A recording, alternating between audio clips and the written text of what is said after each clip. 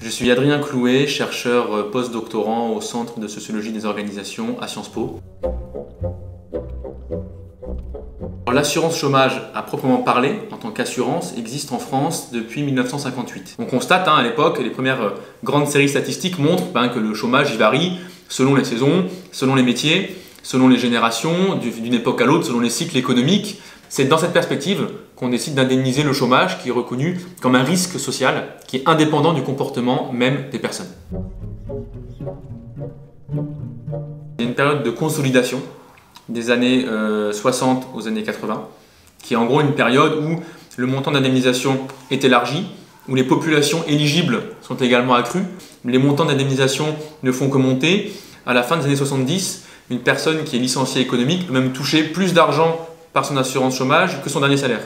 Parce qu'on considère que non seulement elle a subi un risque social qu'il faut couvrir, mais qu'en plus elle a subi un préjudice. À partir des années 80, on assiste plutôt à un durcissement progressif de l'assurance chômage, à la fois au niveau des prestations versées, c'est-à-dire on va assister à une lente diminution, et à un resserrement des populations qui y sont éligibles. Un resserrement qui se joue par les obligations faites aux chômeurs pour pouvoir rentrer dans l'assurance chômage, c'est-à-dire les obligations de reprise d'emploi, les obligations de pointage mensuel.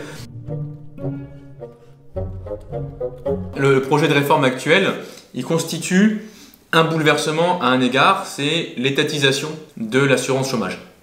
Puisque pour une fois, l'État a décidé quasiment seul d'une réforme de l'assurance chômage en contournant les partenaires sociaux, c'est-à-dire les syndicats et le patronat, qui sont quand même théoriquement en charge de l'UNEDIC, qui sont en charge de l'assurance chômage en France. Comment le gouvernement a-t-il fait ça? Tout simplement en supprimant les cotisations chômage sur quasiment tous les salaires, avec quelques exceptions encore, et en remplaçant ça par la CSG. Or, la CSG, elle est votée chaque année au Parlement dans le projet de loi des finances et donc elle va dépendre des majorités parlementaires. Dès demain, on peut, pour assurer une dépense X ou Y, prendre dans la caisse d'assurance chômage, en fait, indirectement, en transférant les fonds acquis par la CSG vers de nouvelles dépenses. En revanche, là où la réforme actuelle s'inscrit dans une continuité, c'est sur l'ensemble des restrictions de droit qui sont associées, puisque le gouvernement a annoncé qu'il voulait procéder à environ 3,5 milliards d'économies.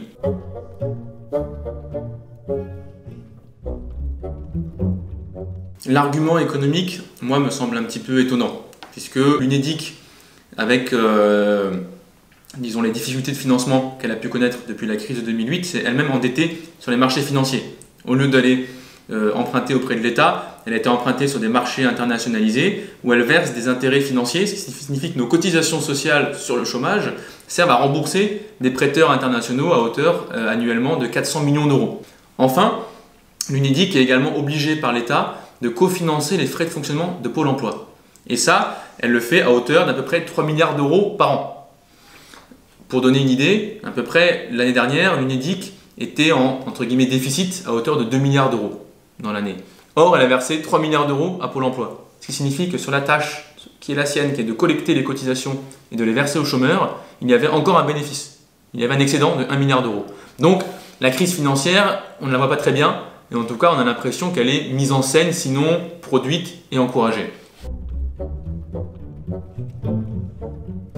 À mon sens, un système d'assurance chômage progressiste serait basé d'abord sur un dégel des taux de cotisation, puisque ça fait maintenant des décennies que les cotisations patronales ne bougent plus, alors que le pays est de plus en plus riche, on a cessé de demander un effort supérieur aux producteurs de richesse, qu'ils soient salariés et employeurs. Donc je pense que déjà on a là un solde de l'équation fondamentale. Avoir assez d'argent dans les caisses, c'est la base pour se poser les questions des droits des personnes.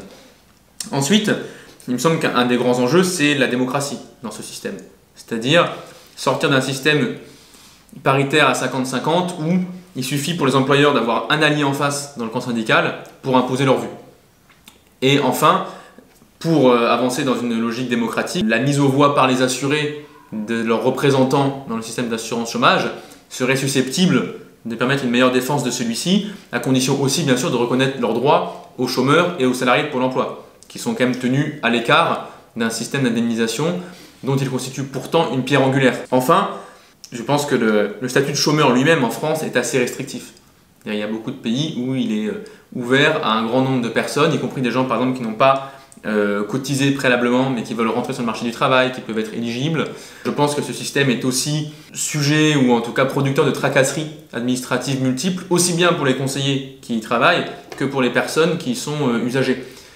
Je pense par exemple à l'impossibilité de s'inscrire quelques mois avant lorsqu'on sait qu'on va perdre un emploi, ou les délais de carence, bref, tout un ensemble de politiques qui sont mises en place pour, petit bout par petit bout, rogner progressivement et de façon invisible les droits des chômeurs.